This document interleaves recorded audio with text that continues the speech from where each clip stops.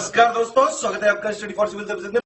देखिए, study for civil services के छात्र हैं तो ये वाला टेलीग्राम जरूर ज्वाइन करके रखिए। यूट्यूब चैनल में हमारे साथ है तो भी ये वाला टेलीग्राम ज्वाइन करना बहुत ज्यादा जरूरी है। सारे नोटिफिकेशन, सारे अपडेट, सारे मोस्ट इंपोर्टेंट पिक्स, सारा रिवीजन, सब कुछ यहाँ पे बताया जाता है। देखिए, इस फ्री जो इनिशिएटिव की पीडीएफ आपको सिर्फ पेड ग्रुप में मिल सकती है। हमारा पेड ग्रुप भी चल रहा है इस फ्री इनिशिएटिव के साथ साथ। वीडियो हमारे फ्री थे, फ्री है, फ्री रहेंगे हमेशा। लेकिन इसके साथ साथ हमारा पेड ग्रुप भी चल रहा है जहां पे आपको कंप्लीट स्टडी मटेरियल मिलेगा, कंप्लीट आपको आंसर राइटिंग जो है करवाई जाएगी, कंप्लीट फीडबैक दिया जाएगा, कैसे क्वेश्चन को समझना है, किस तरह के क्वेश्चन में क्या आंसर लिखना है, पॉइंट टू पॉइंट एक एक चीज बताएंगे आपके साथ हमारे एक्सपर्ट, और कंप्लीट आपको पर्सनल गाइडेंस भी दिया जाएगा। ज्यादा जानकारी के लिए 8564880530 या 9696066089 पे कॉल या व्हाट्सएप कर सकते हैं, या फिर मुझे डायरेक्टली व्हाट्सएप कर सकते हैं 7838692618 पे।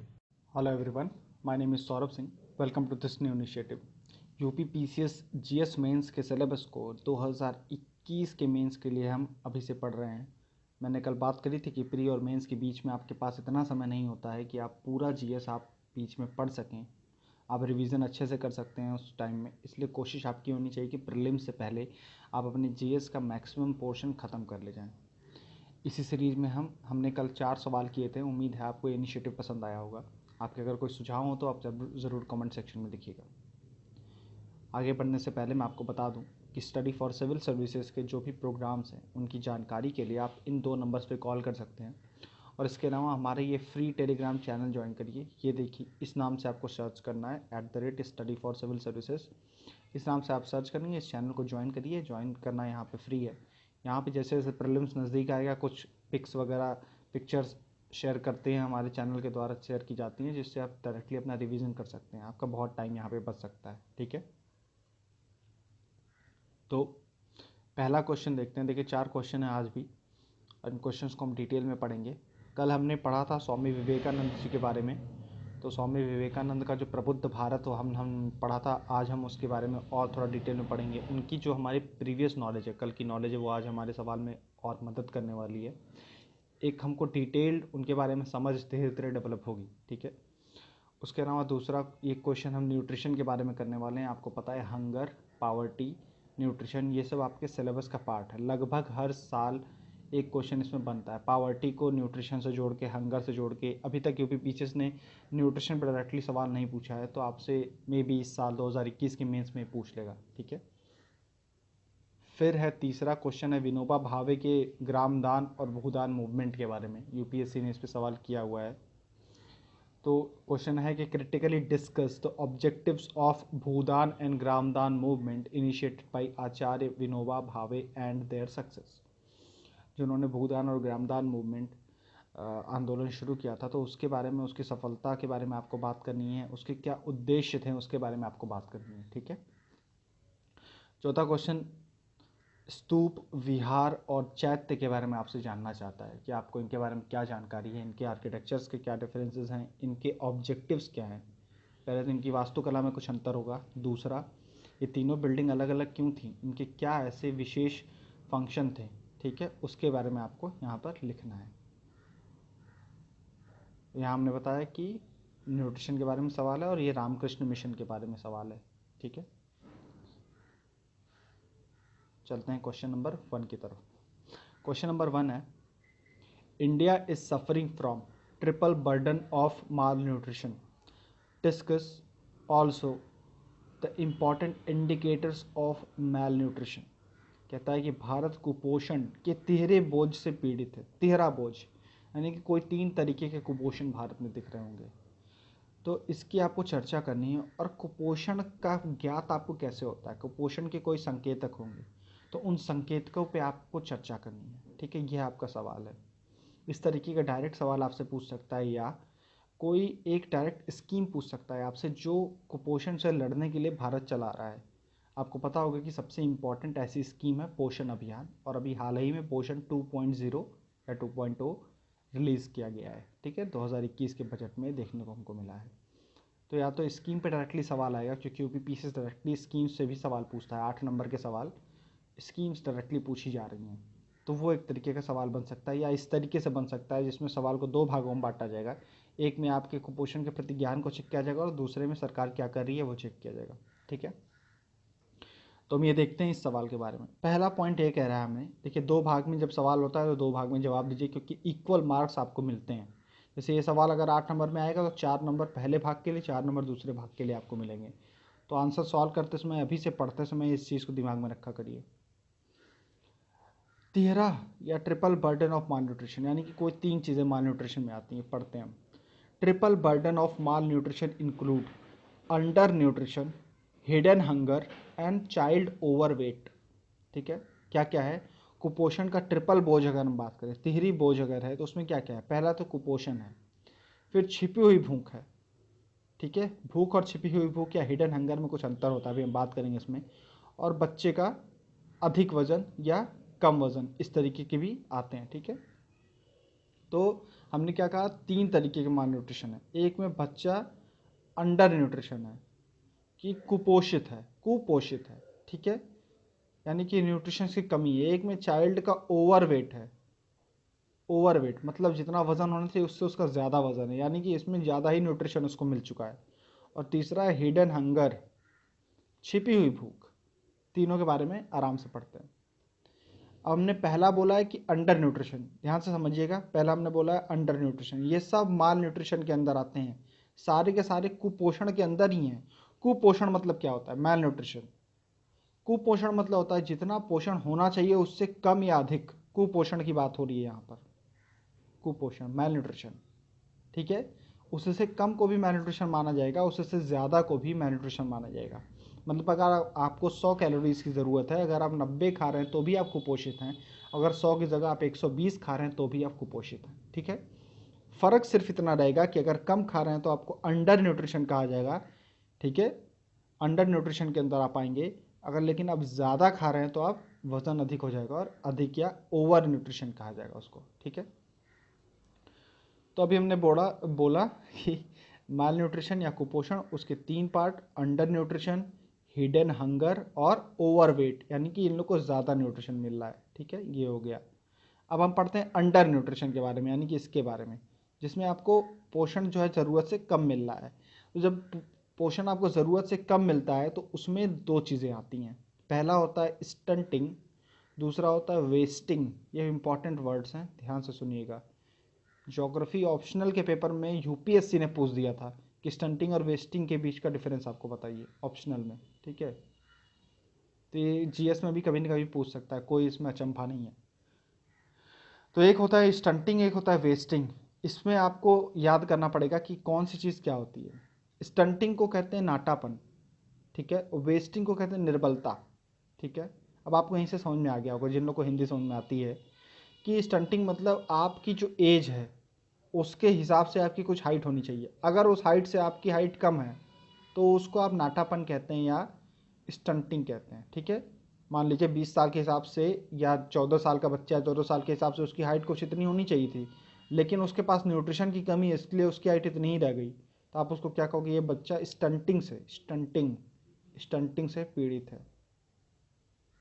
वेस्टिंग क्या है? वेस्टिंग मतलब होता है अपनी एज के हिसाब से, जब उसके पास वेट कम हो, मतलब उसका जो कुछ वेट होना चाहिए उस हाइट के हिसाब से, उसका कुछ वेट होना चाहिए, हाइट के हिसाब से उसका कुछ वेट होना चाहिए, वो अगर नहीं तो वो अंडर वेट है, या उसको वेस्टिंग आपका होगा। ठीक है, चाइल्ड वेस्टिंग। तो ये 2 हम किसके अंदर पढ़ रहे हैं? अंडर न्यूट्रिशन के अंदर, कुपोषण के अंदर, स्टंटिंग और वेस्टिंग। अब इसका कारण क्या है? हम तीनों के बारे में पढ़ेंगे, घबराई मत। अभी हमने अंडर न्यूट्रिशन पढ़ लिया, अभी हिडन हंगर पढ़ेंगे, चाइल्ड ओवरवेट भी पढ़ेंगे। तो इसका रीजंस क्या है? रीज़न आपको पता है कि भारत में क्या है? बहुत ज़्यादा पावर्टी है।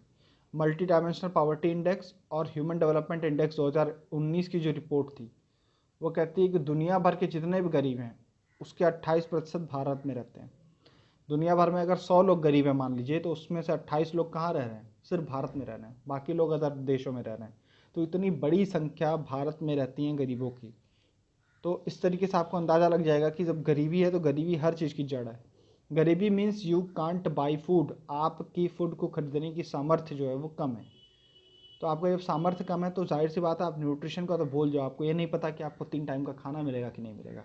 ठीक है, ऑक्सफैम की अभी रिपोर्ट आती है। ऑक्सफैम की रिपोर्ट हम उन जगहों पर यूज़ करते हैं जहाँ हमको ये दर्शाना हो कि भारत में कितनी असमानता है।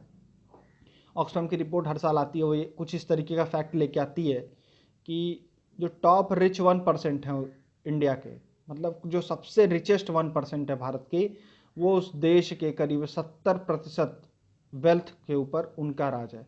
मतलब मान लो कि एक साल में अगर किसी देश में 100 रुपये की आमदनी हुई तो इस 100 में से 70 रुपया तो सिर्फ उन लोगों के पास जाएगा, किन लोगों के पास? रिचेस्ट 1% के पास। तो कोई एक आदमी 70 रुपया ले रहा है देश की कमाई का और बाकी जनता के पास बचा हुआ 30 रुपया बट रहा है। तो ये असमानता को दर्शाता है। तो इसलिए अगर हर साल के ऑक्सफैम रिपोर्ट को आप डिटेल में पढ़ा करिए और उसका एक फैक्ट ये जो है इस तरीके का जो इनइक्वालिटी दर्शाता है उसको नोट किया करिए। तो हम ये बात कर रहे हैं कि माल न्यूट्रिशन क्यों है भारत में, तो आपको सोचना है इस तरीके से कि सबकी जड़ क्या है? पावर्टी। पावर्टी आप लिखेंगे, पावर्टी क्या करती है? पावर्टी है और इनइक्वालिटी। इनइक्वालिटी को प्रूव करने के लिए आप ऑक्सफैम की बात करेंगे और पावर्टी की बात करने के लिए आप ह्यूमन डेवलपमेंट इंडेक्स की रिपोर्ट का नाम लिखेंगे। सिर्फ ये लिखना कि गरीबी है भारत में, ये आपको नंबर नहीं दिलाएगा, आपको प्रूव करना पड़ेगा। उसके लिए 2 रिपोर्ट्स याद रखिए और वो काम आएंगी। ठीक है, आगे बढ़ते हैं। हम बात करते हैं कि फूड इनसिक्योरिटी होती है जब आपकी सामर्थ्य कम है खरीदने की फूड को, तो आप फूड इनसिक्योरिटी होगी। भारत इन 70 सालों में भारत का प्रोडक्शन फूड का बहुत ज़्यादा बढ़ गया। हम एक्सपोर्टर हो गए, इंपोर्टर से आज की डेट में हम एक्सपोर्ट कर रहे हैं फूड को, लेकिन फिर भी हमारी ही जनता खाए बिना मरती है। उसका रीज़न ये है कि हम अपनी जनता की जो फूड बाइंग कैपेसिटी है, खाने को खरीदने की क्षमता है, वो नहीं बढ़ा पाए। इस क्षमता को बढ़ाने के लिए हम बहुत कुछ कर सकते हैं। उनमें से क्या कई सारी स्कीम्स भी चल रही हैं। जैसे आपकी क्षमता को बढ़ाने का कई तरीका है कि पहले आपकी आमदनी बढ़ा दिया जाए। आमदनी नहीं बढ़ रही है तो सरकार दूसरे तरीके से काम करती है। क्या? सब्सिडी दे करके उस अनाज के दाम को ही कम कर देती है या फ्री में देती है। पब्लिक डिस्ट्रीब्यूशन सिस्टम पीडीएस के थ्रू क्या होता है? वो सस्ते में मिल रहा है। नेशनल फूड सिक्योरिटी एक्ट के तहत क्या हो रहा है? वो अनाज सस्ते में मिल रहा है। इस तरीके से वो आपकी क्षमता को बढ़ाने की कोशिश कर रही है, लेकिन ये सब नाकाम रहे हैं और इसकी वजह से हमारा न्यूट्रिशन लेवल बहुत ही खराब रहा है। ठीक है, तो होता क्या है कि जब आप गरीब होते हैं तो गरीब लोग हमेशा गंदे न्यूट्रिशन वाला खाना खाएंगे, कम न्यूट्रिशन वाला खाना खाएंगे। क्यों? क्योंकि आपने ये चीज़ नोटिस किया होगा कि ज़्यादा न्यूट्रिशनल फूड जो है आज की डेट में उनकी कॉस्ट भी ज़्यादा है। आप 10 रुपये का बर्गर खरीद के खा सकते हो, उससे आपका पेट भर जाएगा। एक बड़ा पाव खा लोगे आपका तला हुआ, उससे पेट भर जाएगा, लेकिन वो आपकी न्यूट्रिशन नहीं पूरी करेगा। न्यूट्रिशन के लिए क्या चाहिए भाई? अंडा चाहिए। तो 6 रुपये का तो एक अंडा ही आएगा और एक अंडे से भूख तो मिटने वाली नहीं है।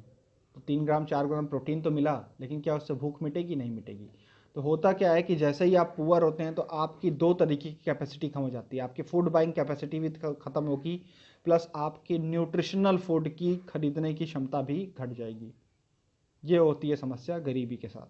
ठीक है, उसके बाद अर्बनाइजेशन की आप बात करते हो। अर्बनाइजेशन कैसे जुड़ा है न्यूट्रिशन से या अंडर न्यूट्रिशन से? बेसिकली जब अर्बनाइजेशन होता है तो शहरों में, हमने कल के चैप्टर में बात की थी कि शहरों में बनेंगे जब कैरिंग कैपेसिटी, वहन क्षमता, संवहन क्षमता से ज़्यादा अगर वहाँ पर भीड़ हो जाएगी तो बनते हैं स्लम्स। स्लम्स और गरीबी शहरों में पनपेगी। तो इससे शहर में 2 तरीके की समस्याएं हो जाती हैं। शहर में बनता है एक तरफ फूड का डेजर्ट और एक तरफ बनता है फूड का स्वैम्प। स्वैम्प मतलब होता है दलदल, अधिकता, पानी की अधिकता से दलदल बनता है ना। डेजर्ट वो किस एरिया को कह रहा है? डेजर्ट उस एरिया कह रहा है जो स्लम वाले एरिया हैं, जो झुग्गी झोपड़ी है, वो डेजर्ट है। वहाँ फूड की कमी है, न्यूट्रिशन वाले फूड की कमी है। और एक तरफ फूड का दलदल है, बहुत सारा फूड है। मैकडी में कोई खा रहा है तो कोई आपको केएफसी में दिख रहा है, खाना फेंकते हुए लोग नज़र आ रहे हैं, पार्टीज चल रही हैं, बुफे में खाने खराब होते हैं। तो एक तरफ फूड का स्वैम्प दिख रहा है, एक तरफ फूड का डेजर्ट दिख रहा है। ये चीज़ आप आंसर में लिख सकते हैं। ठीक है, कि ये अर्बनाइजेशन में या अर्बन सिटीज़ में हमारी जो इनइक्वालिटी है उसका क्या इम्पैक्ट है, कि एक तरफ फूड स्वैम्प है, एक तरफ फूड डेजर्ट है। तो ये कुछ रीज़न है किस चीज़ के? आपके अंडर न्यूट्रिशन के इंडिया में, कि हम गरीब हैं और उसके बाद जो इनइक्वालिटी उस पर और बुरा हालत कर देती है।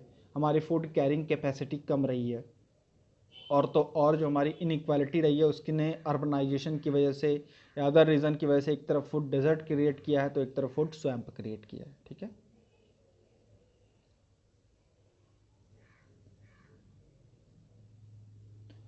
ब्रोकन फूड सिस्टम्स मतलब वही कि हमारी जो फूड प्रोवाइड करने की सिस्टम्स हैं वो भी ब्रोकन है। जैसे एफसीआई है और उसके तहत पब्लिक डिस्ट्रीब्यूशन सिस्टम है। तो इन सब में जो भी घपले होते हैं वो आपको पता ही है। उन सब चीज़ों के बारे में मैं बताना चाह रहा था कि ये ब्रोकन फूड सिस्टम है, कि जो सरकार ने ऑलरेडी सिस्टम बना रखा है आपके न्यूट्रिशन लेवल को बढ़ाने के लिए, वो भी काम अच्छे से नहीं करते हैं। अब इसका एक उदाहरण आपको मिल जाएगा आपको ग्लोबल हंगर इंडेक्स से, जिसने 2019 के अपने इंडेक्स में 102 रैंक दिए भारत को, जो कि बहुत ही बुरी है। तो यह दर्शाता है कि हंगर यानी कि भूखमरी या भूख की वैश्विक भूख सूचकांक, शायद यूपी पीसीएस में ये सवाल पूछा था प्रीलिम्स में, ये दर्शाता है कि हमारी स्थिति कितनी बुरी है। ठीक है, अभी एक छोटा सा रिवीजन फटाफट कि हमने बात करी कि भाई ट्रिपल बर्डन ऑफ न्यूट्रिशन है, तिहरी बोझ पड़ रहा है हमारे ऊपर, और सबसे ऊपर क्या है, अंडर न्यूट्रिशन हो रहा है, कुछ बच्चों के हिडन हंगर है, और बाकी तीसरे में क्या है, ओवरवेट है, बहुत ज़्यादा खा ले रहे हैं। ठीक है, हमने बात करी जो कम खा रहे हैं, जिनको ज़रूरत जितनी उससे भी कम मिल रहा है, तो जब वो होगा तो आपको दो तरीके की समस्या होंगी, स्टंटिंग और वेस्टिंग। स्टंटिंग मतलब नाटापन, वेस्टिंग मतलब निर्बलता। निर्बलता मतलब आपकी जो वेट है वो कम है, डब्ल्यू से वेट, डब्ल्यू से वेस्टिंग। स्टंटिंग से डायरेक्टली याद हो जाएगा अगर वेस्टेज याद है, वेस्टिंग याद है। ठीक है, फिर हमने कुछ इंडेक्स रखा, डेटा रखे और उसके तरीके प्रूव किया कि क्यों ऐसे हो रहा है। ठीक, फिर हम कुछ और डेटा रखेंगे वेस्टिंग और स्टंटिंग के बारे में। ये बहुत बहुत बहुत इंपॉर्टेंट डेटा है, इसलिए मैं आपसे बार बार कह रहा हूँ कि आपको ज़रूर याद होना चाहिए ये 3 डेटा। मतलब जिसको नहीं याद है और जिसको आंसर में नहीं लिख रहा है जो बंदा, समझ लिया आपका आंसर अधूरा है, कि आपको जानकारी ही नहीं कि भारत में जो अंडर न्यूट्रिशन है या माल न्यूट्रिशन है उसकी असली स्थिति क्या है, वो इस डेटा से पता चलेगी। ये रैंक तो याद हो गई। कहते हैं कि भारत के जितने भी बच्चे हैं उसमें से 37% बच्चे स्टंटिंग के शिकार है, मतलब उनकी हाइट जो है वो उस एज के हिसाब से बहुत बहुत बहुत कम है, उनको कॉम्प्लान नहीं मिल रहा है पीने को। ठीक है, यानी कि 37% बच्चों में क्या है, स्टंटिंग की समस्या है, नाटेपन की समस्या है। 20.8 यानी कि करीब 21% बच्चों को क्या दिक्कत है, वेस्टिंग या निर्बलता की समस्या है।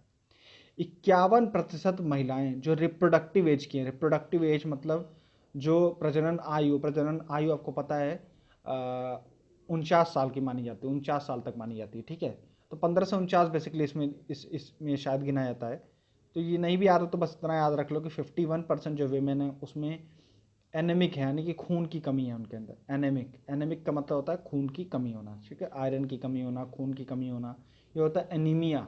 ठीक, तो 3 डेटा हमको याद रखना है, स्टंटिंग का, वेस्टिंग का और एनीमिया का। स्टंटिंग हमने याद करी, 37% बच्चे स्टंटिंग है, 21% क्या है, वेस्टेड हैं, और 51% महिलाएं क्या हैं, जिनको क्या है, एनीमिया है, खून की कमी है, आयरन की कमी है। ठीक है, ये आपको याद रखना हमेशा। अब देखिए, हमने पढ़ा था वर्ल्ड हेल्थ असेंबली के बारे में, WHO होता है। अब WHO को कौन बताता है कि क्या क्या कार्य आपको करने हैं। आपने सुना होगा कि WHO में हमारे जो हेल्थ मिनिस्टर हैं वो बीच बीच में जाते हैं, कोई वहाँ पे असेंबली हो रही है, और असेंबली मिलकर के, जैसे यूनाइटेड नेशन जनरल असेंबली होती है, तो जनरल असेंबली आपने सुना होगा, संयुक्त राष्ट्र की जो जनरल सभा है, तो वहाँ पर सारी कंट्रीज़ के रिप्रेजेंटेटिव आएंगे, सबके प्रतिनिधि आएंगे, और वहाँ पर वो लोग डिस्कस करके एक कोई फैसला लेते हैं, और वो फैसला फिर यूनाइटेड नेशन सिक्योरिटी काउंसिल हो गई या यूनाइटेड नेशन की अदर बॉडीज़ वो क्या करती हैं, उसको इम्प्लीमेंट करती हैं। उसी तरीके से WHO में भी एक तरीके की बार बार सभाएं होती हैं। उन सभाओं का जो कंक्लूजन निकलता है, जो निष्कर्ष निकलता है, उन्होंने अगर कोई प्लान बनाया तो उसको इम्प्लीमेंट करने का काम होता है। ये काम कौन करता है, ये सारे निर्धारण कौन करता है, वर्ल्ड हेल्थ की असेंबली। तो वर्ल्ड हेल्थ असेंबली क्या होती है, इसी तरीके की मीटिंग सभा होती है, जो ये बताती है कि WHO को आने वाले टाइम पे क्या क्या और चीज़ें करनी है। ठीक है, तो बेसिकली इसी पहल के तहत WHO, वर्ल्ड हेल्थ असेंबली, जो कि WHO का पार्ट है, उसने क्या किया कि 4 ग्लोबल न्यूट्रिशन टारगेट रखे थे 2012 में। मेरे हिसाब से 2012 में मान लो इनकी मीटिंग हुई, और उन्होंने दुनिया भर के लिए 4 न्यूट्रिशन टारगेट रखे थे। ठीक है, अब इन 4 न्यूट्रिशन टारगेट को हम क्यों पढ़ रहे हैं, ताकि हमको अंदाज लग सके कि क्या हम इन उद्देश्यों को प्राप्त कर पाएंगे। अभी भारत की क्या स्थिति है आपको समझ में आ गया, आपने देख लिया स्टंटिंग, वेस्टिंग और एनीमिया का डेटा, फैक्ट पढ़ लिया, 37%, 21% और 51% पढ़ लिया। अब हम देखते हैं कि इन्होंने वर्ल्ड हेल्थ असेंबली ने क्या टारगेट रखे थे। इन्होंने क्या कहा कि जो भी इन्होंने टारगेट रखे थे, ठीक है, वो हमको याद नहीं रखना है, हमको बस ये आंसर में लिखना है भाई कि अभी जो हमारी स्थिति है वो खराब है। तो हमको बस ये लिखना है कि आज की स्थिति के हिसाब से अगर भारत चलेगा तो India will miss all the 4 global nutrition target of anaemia, stunting, overweight and breast feeding as propounded by WHO। World Health Assembly ने जो टारगेट रखे थे वो हम आज की स्पीड के हिसाब से प्राप्त नहीं कर सकते। सिर्फ इतना आपको लिखना है। ठीक है, उसके अलावा अब हम इनके बारे में थोड़ा डिटेल में पढ़ लेते हैं कि चारों चीज़ें हैं क्या। स्टंटिंग क्या होती है हमने पढ़ा, यदि बच्चे की उम्र WHO द्वारा बताए गए जो भी एक वो है मानक है, अगर उस मानक के हिसाब से बच्चे की जो हाइट है उस एज के हिसाब से कम है, जैसे मान लो WHO ने बता दिया कि 15 साल का जो बच्चा है उसकी 15 साल की उम्र में इतनी हाइट होनी चाहिए, तो WHO का मानक है। अगर इस मानक के हिसाब से आप अपने यहाँ के बच्चे को कंपेयर करो, उसकी हाइट इतनी ही आ रही है, तो औसत अमेरिका में बच्चा 15 साल की उम्र में इतना हो रहा है, लेकिन आपके यहाँ इतना हो रहा है, तो आप भी कहोगे भाई हमारे यहाँ बच्चों में क्या है, स्टंटिंग है। तो स्टंटिंग मतलब क्या है, एज के हिसाब से आपकी हाइट अगर कम है, तो हाइट फॉर एज अगर कम है तो आप स्टंटिंग कहते हो, ठीक है। वेस्टिंग हमने बोला कि लो वेट फॉर हाइट, इस हाइट के हिसाब से, अरे 7 फुट का लड़का हो गया, 6 फुट का लड़का हो गया, 6 फुट के हिसाब से उसकी हाइट मानो 70 किलो 80 किलो होनी चाहिए थी, लेकिन वो 50 किलो का है, तो आप एक क्या कहोगे, वो है वेस्टिंग का शिकार है, ठीक है। वेस्टिंग, निर्बलता। तीसरा है हिडन हंगर, ऐसी भूख जो छुपी हुई है। ये बड़ा इंपॉर्टेंट कॉन्सेप्ट है, इस पर डायरेक्ट एक सवाल बन सकता है, मैं इस पर एक सवाल बना के आपको दिखाऊंगा कि और इसके बारे में और डिटेल में हम पढ़ेंगे हिडन हंगर क्या है। बेसिकली अगर आपको वाइटामिन्स या मिनरल्स की कमी है, ठीक है, हिडन हंगर मतलब भूख आपकी छुपी हुई है, मतलब आपको भूख लगी, आपने कुछ खा लिया, मुझे भूख लगी मैंने बड़ा पाव खा लिया, सुबह भूख लगी, शाम में लगी, रात में लगी, तीनों टाइम बड़ा पाव खा लिया, मेरे पेट में कुछ गया, मेरी भूख तो मिट गई, लेकिन ये भूख अंदर छिपी हुई है। उसका उद्देश्य कहने का ये है कि उस वड़ा पाव से आपके न्यूट्रिशन की रिक्वायरमेंट पूरी नहीं हो रही है, आपको ना तो प्रोटीन मिल रहा है, ना वाइटामिन्स मिल रहा है, ना मिनरल्स मिल रहे हैं, जो शरीर के लिए वाइटल न्यूट्रिएंट्स हैं, जो ज़रूरी पोषक तत्व हैं, अगर वह आपको नहीं मिल रहे हैं तो आप इसको कहते हैं छिपी हुई भूख या हिडन हंगर, ठीक है। ये हो गया हिडन हंगर का कॉन्सेप्ट, ये बहुत इंपॉर्टेंट है, इस पर एक सवाल बन सकता है, निश्चित पूछ सकता है यूपीएससी या यूपीपीसीएस। चौथा आयरन डिफिशियंसी, आयरन डिफिशियंसी से क्या होता है, बच्चे में और जो औरतें हैं व विमेन्स हैं उनमें इनका डिफरेंट असर पड़ता है। अगर किसी बच्चे में बचपन में ही उसमें आयरन की कमी होती है तो बच्चे की जो सीखने की क्षमता होती है, लर्निंग एबिलिटीज़ होती हैं, वो क्या होती हैं, बाधित हो जाती हैं, उसे चीज़ें कम देर बहुत बाद में समझ में आएंगी, उसका दिमाग उतना तेज नहीं चलेगा, ये सब समस्याएं, ठीक है। वहीं अगर आयरन की डिफिशियंसी एक वुमेन में होती है तो बच्चे के जन्म के समय उस औरत की मौत तक हो सकती है। इसलिए प्रेग्नेंट वुमेन जो है, लैक्टेटिंग वुमेन है, इनको आयरन की डिफिशियंसी के लिए सरकार कई सारे प्रोग्राम चल रही है, आयरन पिल्स वगैरह इनको आयरन के लिए दिया जाता है सब, ठीक है। फिर होता है चाइल्ड ओवरवेट, चाइल्ड ओवरवेट अगर बच्चे को है, जितना होना चाहिए उससे ज़्यादा है, तो उसको टाइप 2 तरीके की डायबिटीज़ हो सकती है और डिप्रेशन भी हो सकता है। टाइप 2 तरीके का जो मधुमेह होता है वो, और अवसाद की शुरुआत भी हो सकती है अगर चाइल्ड का वेट जितना होना चाहिए उससे ज़्यादा है, मतलब फालतू चीज़ें खा रहा है, कचरा खा रहा है यहाँ पे जाके घूम घूम के, मैकडी और KFC वाला, ठीक है। तो ये हो गए हमारे क्या चीज़ें हमने बात कर ली अभी तक, कि triple burden of mall nutrition, हमने अंडर न्यूट्रिशन पढ़ा, उसमें 2 चीज़ें पढ़ी, स्टंटिंग और वेस्टिंग, और एनीमिया भी इसके अंदर पढ़ लिया। हालांकि एनीमिया किसके अंदर होना चाहिए, हिडन हंगर के अंदर होना चाहिए, क्यों, क्योंकि ये न्यूट्रिशन की बात कर रहा है। फिर चाइल्ड ओवरवेट आपने पढ़ लिया कि कितना वेट से अगर ज़्यादा खा रहा है, जितना ज़रूरत है उससे ज़्यादा खाता जा रहा है, मोटा होता जा रहा है, तो उसको टाइप 2 डायबिटीज़ हो सकती हैं, और क्या हो सकता है, डिप्रेशन तक हो सकता है, ठीक है। और इसके रीज़न क्या है ये आपने देख लिए हैं। अब देखिए जैसे ओवरवेट के रीज़न क्या है, तो यहाँ वाला पॉइंट आपको यूज़ होगा, और ऑक्सफैम वाला पॉइंट होगा कि कुछ बच्चे हैं वो तो इतने अमीर हैं, बच्चे मतलब ऑफकोर्स माता पिता अमीर हैं कि उनको हर चीज़ मिल रही है, इनफैक्ट जितना न्यूट्रिशन चाहिए उससे ज़्यादा मिल रहा है। एक तरफ फिर उसी शहर में फूड के डेजर्ट बने हुए हैं कि जितना चाहिए वो तो छोड़ो, मतलब एक टाइम का खाना नहीं मिल रहा है, तो ये है ओवर न्यूट्रिशन, इसके बारे में हमने पढ़ लिया, ठीक है। अब हम पढ़ते हैं सरकार भाई इसके लिए क्या कर रही है। तो मैंने आपको शुरुआत में बताया था कि इसके बारे में 2 सवाल बन सकता है। पहला सवाल पोषण अभियान पर डायरेक्टली बन सकता है, जो कि मैं आपको बहुत डिटेल में एक ये इसके बारे में एक अलग से क्वेश्चन बन सकता है, और पोषण अभियान और पोषण अभियान 2 के बारे में, तो वो मैं एक क्वेश्चन बना के बता दूंगा। अभी आपको पोषण अभियान के बारे में एक शॉर्ट में मैं समझा देता हूँ। क्या आपको पता है कि आपका आर्टिकल 47 जो है, आर्टिकल 47 किसके अंदर होगा, ऑफकोर्स DPSP के अंदर, ठीक है, director principle of state policy, नीति निर्देशक तत्वों के अंदर है। आर्टिकल 47 कहता है कि स्टेट की यह जिम्मेदारी है, राज्य की, देश की जिम्मेदारी है कि वह लोगों के न्यूट्रिशन लेवल को बढ़ाए। आज ये पढ़िएगा 47, और 47 में और क्या क्या चीज़ें लिखी हुई हैं ज़रा कमेंट सेक्शन में लिख के बताइए कि आर्टिकल 47 प्लीज़ पढ़िए और उसके बारे में लिख के बताइए। तो आर्टिकल 47 में और क्या क्या लिखा है, एक तो लिखा है कि न्यूट्रिशन लेवल को आपको बढ़ाना है, यह राज्य की जिम्मेदारी है। तो डीपीएसपी का नाम लिख सकते हो, आर्टिकल नहीं याद हो तो डीपीएसपी लिख दो डायरेक्टली आंसर में कि डीपीएसपी के अंदर हमारी राज्य की जिम्मेदारी है कि न्यूट्रिशन लेवल को बढ़ाए।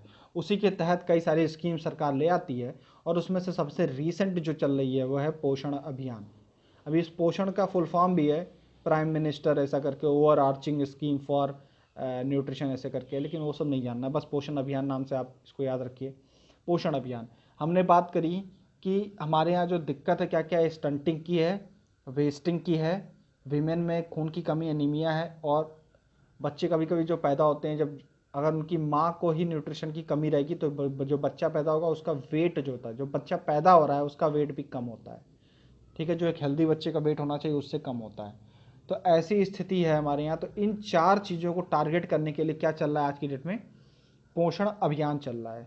इसका उद्देश्य ये है कि हर साल 2018 में इसको लॉन्च किया गया था, तो कहता है कि हर साल हम स्टंटिंग को 2% प्रति वर्ष कम करेंगे। स्टंटिंग हमारी कितनी थी, अभी डेटा आपको याद होना चाहिए, हमने याद किया था ना 37% है ना, तो 37% है, तो उसको कितना कम करने को कह रहा है, 2% प्रति वर्ष कम करना है। वेस्टिंग कितनी थी, 21% के करीब थी, उसको क्या कहता है ये कि 2% और हर साल कम करते जाओ। तो स्टंटिंग को, वेस्टिंग को और लो बर्थ वेट को, लो बर्थ वेट मतलब जो बच्चा पैदा हो रहा है उसका वेट कम है, इन चीज़ों को 2% प्रति वर्ष के हिसाब से इसको कम करने का इसका उद्देश्य है। उसके अलावा जो महिलाएं हैं जिनको खून की कमियां या एनेमिक हैं उनमें 3% प्रति वर्ष कम करने की बात करता है। ये प्रतिशत आपको लग रहा होगा इतना फैक्ट क्यों याद रखना है, अगर याद है तो बहुत अच्छी बात है, आप मेंस में लिखेंगे, जाहिर सी बात है कि बहुत अच्छा लगेगा एग्जामिनर को कि फैक्ट कुछ आ रहे हैं, क्योंकि एग्जामिनर कुछ इस तरीके से सोचता होगा कि इतने प्रेशर वाली कंडीशन में, इतनी जल्दीबाजी में भी अगर कोई फैक्ट लिख रहा है तो वो एक अलग इंप्रेशन डालता होगा। बाकी अंग्रेजी तो बहुत लोग लिखते हैं, ठीक है, तो वहाँ मन की बात नहीं लिखनी है, कुछ अच्छा लिख के आना है, ठीक है।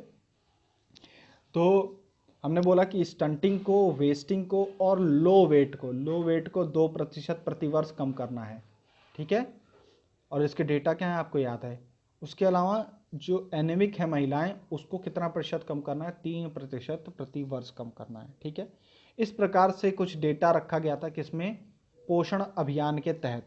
घबराई मत, मैं इसको बहुत डिटेल में एक बार करवा दूंगा, और पोषण अभियान किस तरीके से, ये क्वेश्चन आज ने आपने पढ़ लिया कि क्या क्या समस्याएं हैं भारत की न्यूट्रिशन को लेके, फिर पोषण अभियान एक अलग से सवाल बन सकता है और यूपी पीसीएस भी आपसे पूछ सकता है, इसलिए मैं इसको डिटेल में एक सवाल करवा दूंगा, ठीक है।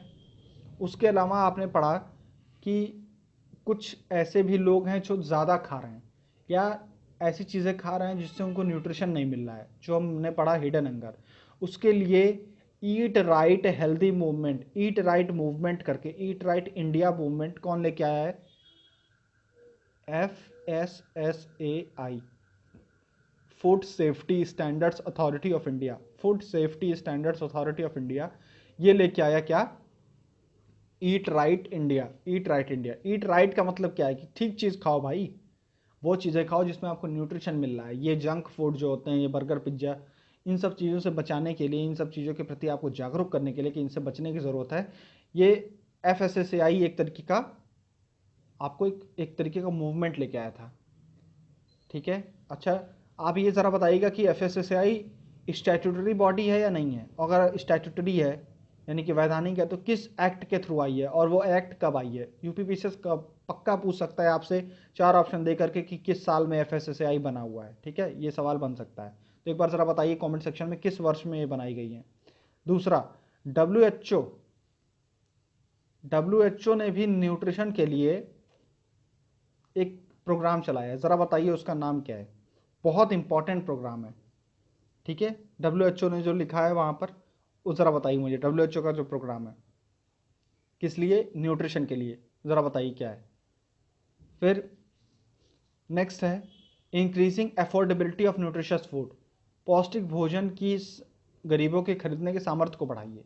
अब ये सामर्थ्य 2 तरीके से बढ़ सकता है, एक तरफ तो गरीबों की आय बढ़े, दूसरा उस पौष्टिक भोजन की जो प्राइस है वो कम हो जाए।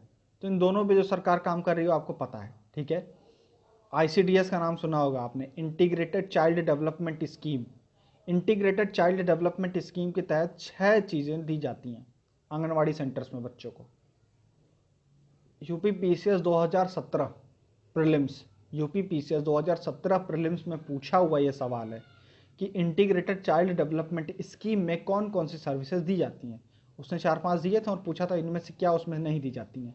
तो ज़रा कमेंट सेक्शन में बताइए कि इंटीग्रेटेड चाइल्ड डेवलपमेंट स्कीम्स के अंदर क्या क्या सर्विसेज एक बच्चे को दी जाती हैं। अगर कोई बच्चा उस जगह पे आया है तो ICDS स्कीम अगर वहाँ लागू हो रही है तो उसके अंदर कौन कौन सी चीज़ें उनको प्रोवाइड की जाएंगी।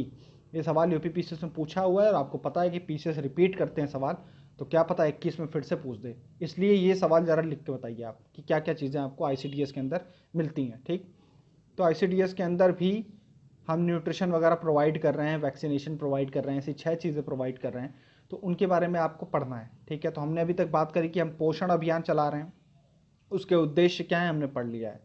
फिर हमने बोला कि अच्छी चीज़ों को खाने के प्रमोट करने के लिए Food Safety Standards Authority of India programme चला रहा है। फिर हमने बात करा कि खाने की अफोर्डेबिलिटी को बढ़ाना है। फिर हमने बात करी बायो फोर्टिफिकेशन और फोर्टिफिकेशन की। देखो, बायो फोर्टिफिकेशन फोर्टिफिकेशन का उद्देश्य क्या है, इन दोनों का उद्देश्य ये है कि जो खाना है उसकी पौष्टिकता में वृद्धि हो। मतलब आज की डेट में आप दूध देखते होगे, दूध जो आप पैकेट वाला दूध खरीदते हो उसमें फिर पीछे देखोगे तो उसमें कोई 10 ग्राम प्रोटीन है एक पैकेट में पूरा 500 ml में, तो कोई 10 ग्राम प्रोटीन है, कुछ वाइटामिन है, ये सब कैल्शियम है। तो ये चीज़ें कभी कभी क्या होता है कि आपका जो फूड पैक होकर के आ रहा है उस प्रोसेसिंग के थ्रू खाने को जो प्रोसेस वगैरह किया जाता है तो उसका न्यूट्रिशन खत्म हो जाता है, तो एडिशनल आर्टिफिशियल तरीके से उसमें कुछ न्यूट्रिशन ऐड किए जाते हैं उस फूड के अंदर। तो जब आर्टिफिशियल तरीके से बने बनाए फूड के अंदर न्यूट्रिशन ऐड किया जाता है तो इसको हम कहते हैं फोर्टिफिकेशन। क्या कहते हैं? फोर्टिफिकेशन। तो फिर आपने सवाल होगा कि बायो फोर्टिफिकेशन क्या होता है। बायो फोर्टिफिकेशन क्या होता है कि अगर आप कोई जेनेटिक इंजीनियरिंग कर दो, जेनेटिक इंजीनियरिंग के थ्रू उस फसल के अंदर कुछ चेंजेस करो कि अब जब वो खेत में उगे तभी उसके अंदर न्यूट्रिशन का लेवल बढ़ जाए। मेरी बात समझिए मैं क्या कहना चाह रहा हूँ। बायोफोर्टिफिकेशन का मतलब ये है कि आज की डेट में मान लो कुछ गेहूं होता है आपके खेत में, ठीक है, या कुछ चावल एक तरीके का होता है, तो एक तरीके का शायद कोई H टाइप या कुछ इस तरीके का चावल है जो बहुत फेमस है इंडिया में, इंडिया की ही देन है, मैं उसके बारे में आपको बताऊंगा। बेसिकली मैं कहना क्या चाह रहा हूँ, मान लो पहले कोई A टाइप का चावल होता था और इसमें कुछ कार्बोहाइड्रेट बहुत ज़्यादा थे, लेकिन आज की डेट में मान लो चावल में प्रोटीन नहीं मिल रहा है, ठीक है, मान लीजिए। लेकिन हमने ये बोला कि भारत में लोगों को प्रोटीन की कमी है और चावल लोग ज़्यादा खाते हैं, तो क्यों ना जेनेटिक इंजीनियरिंग कुछ किया जाए, इसके अंदर कुछ इंजीनियरिंग वगैरह करके कुछ ऐसा हाइब्रिड प्लांट बनाया जाए, कुछ जेनेटिक इंजीनियरिंग या जेनेटिकली मॉडिफाइड प्लांट बनाया जाए, जिसमें अब हम इंजीनियरिंग के थ्रू यहाँ पर ऐसा प्लांट का टाइप क्रिएट करें जिसमें उसकी पैदावार हो तो उसमें प्रोटीन की कंटेंट ही ज़्यादा हो। मतलब अब जो नेचुरल चावल जो खेत में उग रहा है उसमें प्रोटीन की कंटेंट बढ़ गई। तो ये जब आप जेनेटिक मॉडिफिकेशन का कार्य करते हैं और उसके थ्रू कुछ मॉडिफिकेशन करते हैं किसी के न्यूट्रिशनल कंटेंट में, तो ये होता है बायो फोर्टिफिकेशन। बायोलॉजिकली आपने चेंज किया है। फोर्टिफिकेशन आपको समझ में आ रहा है कि उसी चावल को पैक करके बेचा जा रहा है और उसमें फिर उस चावल का कुछ बना के बेच रहे हैं, अगर वो पोहा बना के बेच रहे हैं या कुछ और बना के बेच रहे हैं, तो उस समय अगर उसमें कुछ वो न्यूट्रिशन और ऐड कर देते हैं तो उसको फोर्टिफिकेशन कहते हैं। ठीक है, तो ये बायो फोर्टिफिकेशन और फोर्टिफिकेशन दोनों करेंगे क्या, आपके न्यूट्रिशन लेवल को बढ़ाएंगे, तो जो हिडन हंगर वाला चीज़ था उसको आप इससे काउंटर कर सकते हैं।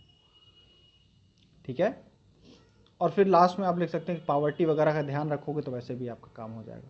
तो ये हो गया हमारा पहला क्वेश्चन, इसके बारे में थोड़ा डिटेल में हो गया। ये क्वेश्चन बहुत इंपॉर्टेंट है, आपके सिलेबस में डायरेक्टली लिखा हुआ है इसके बारे में, तो ये पढ़ना बहुत ज़रूरी है और ये आपको जानना वैसे भी बहुत ज़रूरी है। क्योंकि एक बात आपको पता होनी चाहिए, आप UPPCS की तैयारी कर रहे हैं, उत्तर प्रदेश में रहते हैं, तो भारत में जो सबसे ज़्यादा बच्चे अगर कुपोषण से मरते हैं, मतलब समझ लीजिए किसी के घर में कोई बच्चा पैदा हुआ और वो सिर्फ इसलिए मतलब मर जा रहा है वो बच्चा कि उसको जो रिक्वायर्ड पोषण था वो नहीं मिल पा रहा है। कितनी मतलब दुखद बात है ये। हम ऐसे पढ़ते हैं, हमको आइडिया में, डेटा में, परसेंटेज में समझ में नहीं आती मामले की गंभीरता, लेकिन सोचिए उत्तर प्रदेश वो एक राज्य है जिसमें सबसे ज़्यादा ऐसे बच्चे हैं।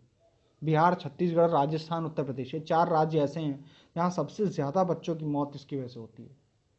कुपोषण से बच्चे मर जा रहे हैं आज की स्थिति में, आज 2021 में हम हैं।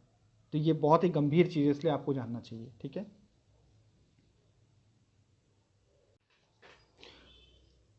क्वेश्चन नंबर 2 है, critically discuss the objective of Bhoodan और Gramdan movement initiated by Acharya Vinoba भावे।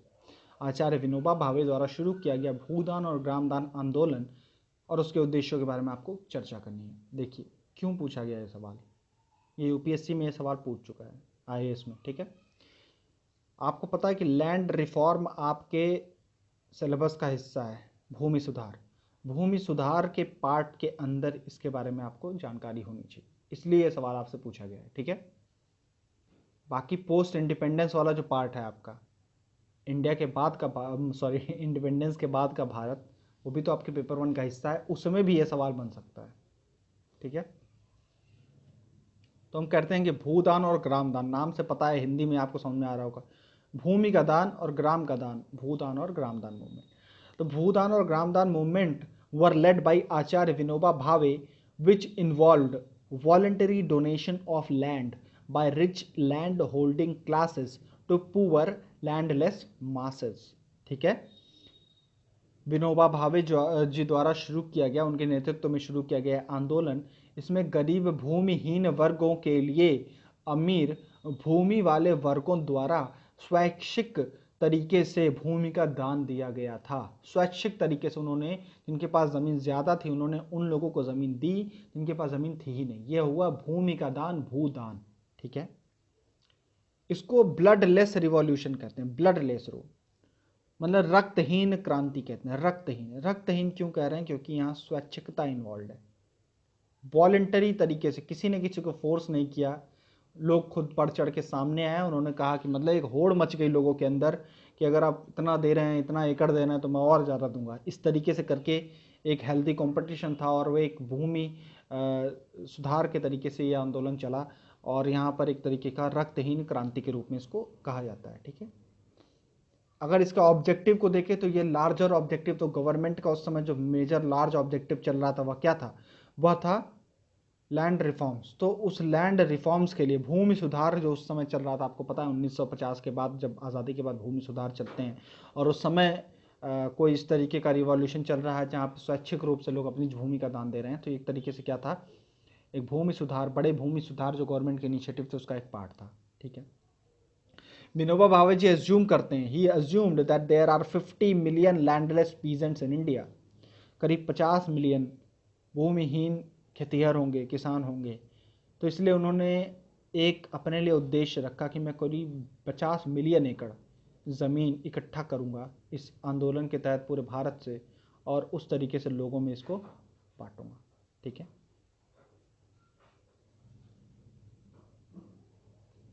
तो द भूदान मूवमेंट, इसकी हिस्ट्री पढ़ते हैं। The Bhoodan movement started in 1951 when landless Harijan presented their issues to Vinoba Bhave in Pochampally Telangana.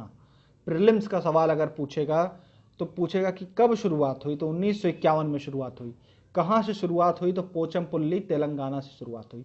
और भूमिदान और भूदान और इससे ग्रामदान से जुड़े हुए कौन थे? तो विनोबा भावे। 3 सवाल, 1951, पोचमपल्ली तेलंगाना और विनोबा भावे। तो वहाँ पर पोचमपल्ली तेलंगाना में कुछ हरिजन लोगों ने अपने व्यथा जो है, अपनी पीड़ा है, वो विनोबा भावे जी को समझाई। और जब यह एक पब्लिक असेंबली में चल रहा था, कोई भीड़ जुटी हुई थी वहाँ पर, और विनोबा भावे जी को ये बताया जा रहा था, तो उस समय क्या हुआ कि उस भीड़ में से एक जन उठते हैं, सज्जन उठते हैं, और वह कहते हैं, वॉलंटियर करते हैं कि चलिए ठीक है आचार्य जी, मैं इनको अपनी ज़मीन देने को तैयार हूँ। तो इस तरीके का कुछ मतलब ये शुरुआत हुई, इस तरीके से शुरुआत हुई। बहुत ही कोई प्लान्ड अप्रोच के थ्रू नहीं हुआ था, इस तरीके से किसी ने किया। तो उसके बाद आचार्य जी ने सोचा कि क्यों नहीं इस तरीके इसको और प्रमोट किया जाए। तो उन्होंने लोगों से और अपील की, और जब ऐसी अपील करने लग गए तो कई राज्यों में, पूरे भारत में यह चीज़ देखने को मिली। और जहाँ जहाँ आचार्य जी गए वहाँ वहाँ पर लोगों ने बड़ा स्वागत किया, और लोग एक बढ़ चढ़ के लोगों ने अपनी अपनी ज़मीन का दान दिया। तो इस तरीके से भूदान शुरू हुआ है पोचमपल्ली तेलंगाना से, ठीक है। Now, in response to appeal by Vinoba Bhave, some land owning class agreed to voluntarily donate their some part of the land. ठीक है। Now, Bhoodan led to the ग्रामदान। भूदान की वजह से ग्रामदान की शुरुआत हुई। कैसे? ग्रामदान की शुरुआत होती है 1952 में। The objective of Gramdan was to quit private ownership of land, resources and create community owned system where all are owner of land. यह था कि ग्रामदान जो है वो भूदान से ही शुरू होता है, 1952 की बात है। भूदान आंदोलन का मतलब, ग्रामदान का मतलब क्या है कि आप गांव का दान दे रहे हो। तो गांव का दान मतलब क्या है? गांव का दान ये नहीं कि गांव के लोग उस गांव को छोड़ के गए और किसी बाहरी लोग को वो ज़मीन दे दी। नहीं, ग्राम दान का ये मतलब है कि एक गांव में मैक्सिमम ज़मीन पहले क्या होती थी कि मैक्सिमम ज़मीन कुछ लोगों के पास थी। कोई जो अमीर ज़मींदार रहा होगा उसके पास मैक्सिमम ज़मीन रही होगी, बाकी जनता जो रही होगी वो इस तरीके से उनके यहाँ लेबर का रूप में काम करते होंगे। इस तरीके का सिस्टम था। तो ग्रामदान का मतलब क्या था कि जो प्राइवेट ओनरशिप है लैंड की, प्राइवेट ओनरशिप जो है, जो निजी स्वामित्व है ज़मीन का, उसको छोड़ के क्यों ना इस गांव में जितनी भी ज़मीन है, अगर 1000 एकड़ की ज़मीन है, जितनी भी एकड़ ज़मीन है, उन सबका जो ओनरशिप है वो कम्युनिटी के नाम पे कर दिया जाए। मतलब अब पूरी गांव की जो कम्युनिटी है वो उस चीज़ के ओनर है, कोई एक आदमी उसका ओनर नहीं है। यानी कि अब सबका भला होगा, जो भी उसमें उगेगा, जो बेचा जाएगा वो कम्युनिटी का होगा। ठीक है, ये विचार था ग्राम दान से रिलेटेड। ठीक है, तो भूदान तो हमने पढ़ लिया था, शुरुआत हुई पोचमपल्ली तेलंगाना से ही। ग्राम दान की शुरुआत आपको जान के अचंभा होगा कि उत्तर प्रदेश में पहला village, first village to come under Gramdan was मगरोथ, Haripur, Uttar Pradesh. मैग्रोथ यहाँ लिख दिया, ऑफकोर्स मैग्रोथ हो, मगरोथ, मगरोठ, इस तरीके से जो भी नाम होगा, मगरोठ, हरिपुर, उत्तर प्रदेश में जो है ये पहला गांव था जिसने ग्रामदान की शुरुआत की। ठीक है, अब हमसे ये जानना चाह रहा है सवाल में कि क्या इसके पीछे ऑब्जेक्टिव था। तो ऊपर ऊपर से तो ये लग रहा है कि इसका उद्देश्य क्या था, एग्रेरियन रिफॉर्म, मतलब भूमि सुधार। लेकिन क्या यह सिर्फ भूमि सुधार था? अगर सिर्फ इतना सिंपल होता तो यूपीएससी आपसे सवाल नहीं पूछता। तो यहाँ पे हमको थोड़ा सा डिटेल में सोचना कि ये क्या करना चाह रहा है। जैसे हम कल ने पढ़ा था हमने स्वामी विवेकानंद का प्रबुद्ध भारत, और वो एक जागृत भारत की बात करते हैं। वो जागृति हमें अपने इंडिविजुअल लेवल से लेकर के अंतर्राष्ट्रीय लेवल तक दिखानी थी। तो इस तरीके से ये जो दान है इसके भी कई सारे मीनिंग्स हैं। तो भूदान, ये खुद विनोबा भावे जी की लाइन है, वो कहते हैं कि Bhoodan is a comprehensive movement directed to reform in all walks of life. Today everyone thinks of himself only, but Bhudan makes the people think and do just the opposite of what they do now. कहते हैं भूदान जीवन के सभी क्षेत्रों में सुधार के लिए निर्देशित एक व्यापक आंदोलन है। यह सिर्फ भूमि सुधार नहीं कर रहा है, यह एक पहल है जिसका असर जीवन के हर पहलू पे पड़ेगा। आप दान देना सीख रहे हो, वह दान एक थॉट से प्रेरित है, और वह थॉट आपको जीवन के हर पहलू को प्रेरित करेगा। कैसे करेगा कि आजकल हर कोई, वो विनोबा भावे कहते हैं कि आजकल हर कोई केवल अपने बारे में सोचता है। वह सोचता है कि सिर्फ अपने बारे में सोच ले, उसका अपना खुद का कुछ हो जाए। वो ये कहते हैं कि भूदान जो है और ग्रामदान जो है यह इसी के अपोजिट सोचने वाली बात है कि इंसान पहले अपना ना सोच के दूसरे के बारे में सोचे। तो आपको यहाँ समझ में आ रहा होगा कि भूदान और ग्रामदान की जो आइडियोलॉजी है वो कितनी डीप है। ठीक है, कहते हैं कि मैं, उन्हीं की लाइन है कि मैं पहले अपने पड़ोसी के बारे में सोचूंगा, और अगर उनके पास कोई ज़मीन नहीं है तो मुझे इस पर विचार करना चाहिए कि उसे प्रदान करना मेरा कर्तव्य है। यह है बेसिक आइडिया कि आप पहले उस आदमी के बारे में भी सोचो जो आपके अगल बगल रह रहा है।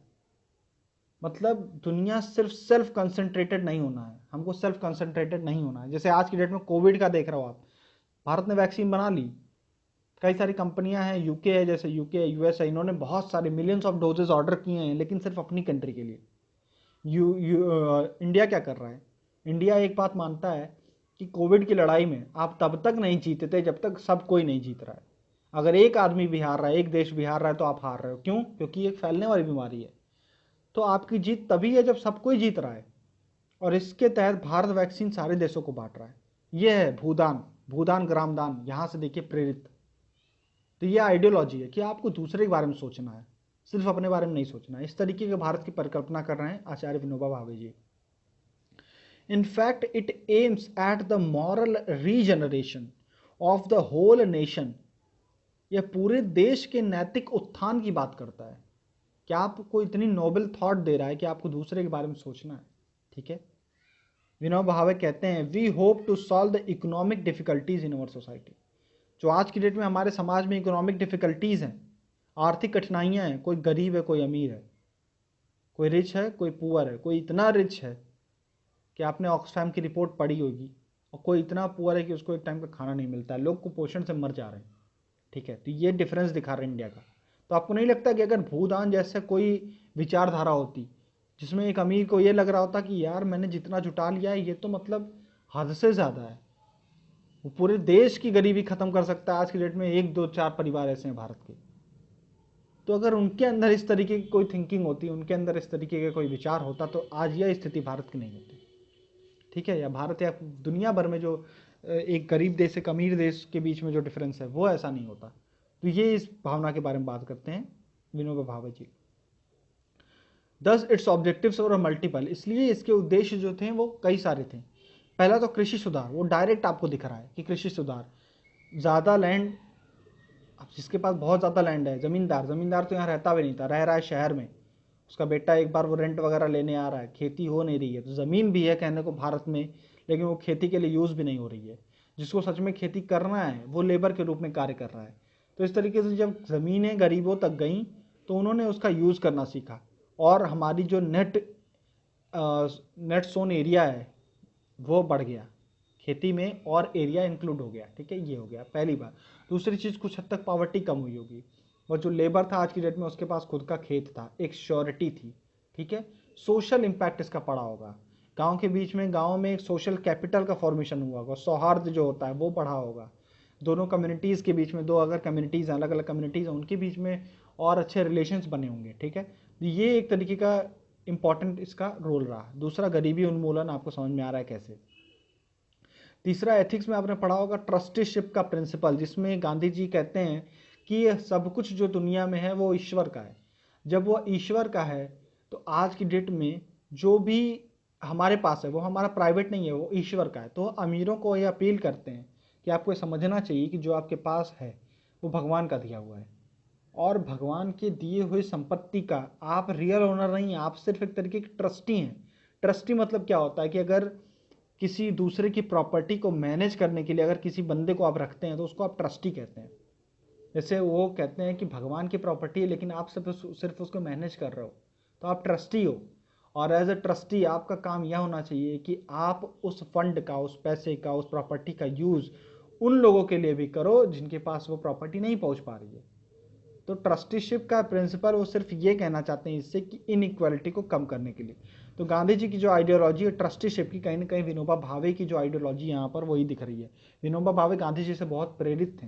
ठीक है, फिर क्या, मॉरल रीजनरेशन ऑफ सोसाइटी, समाज का नैतिक उत्थान, ये भी हमने पढ़ लिया।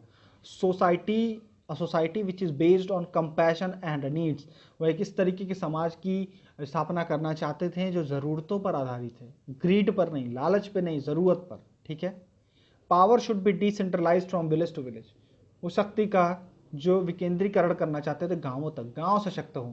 ठीक है, everyone should have right to land and property, सबके पास ज़मीन का, प्रॉपर्टी का हक होना चाहिए।